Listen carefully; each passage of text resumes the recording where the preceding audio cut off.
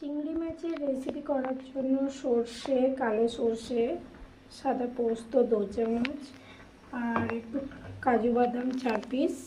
এখানে নিয়েছি রসুন বা এখানে আছে কাঁচা লঙ্কা পেস্ট। হালকা করে চিংড়ি মাছটাকে ভেজে নিচ্ছি। চিংড়ি মাছটা ভাজা হয়ে গেছে। 2-4টে গরম মশলা, বেটে রাখা পেঁয়াজ, কাঁচা লঙ্কা পেস্ট,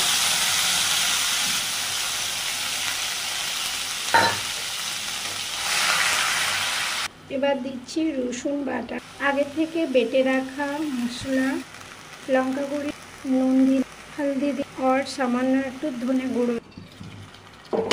এর মধ্যে এবার জল অ্যাড করলাম। গ্রেভিটা ফুটতে শুরু করেছে, মাছটা দিয়ে দিলাম।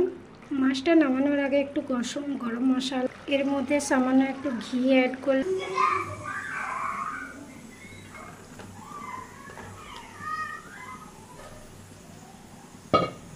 একটা পাত্রের মধ্যে ঢেলে নিয়েছি। রান্নাটা কমপ্লিট।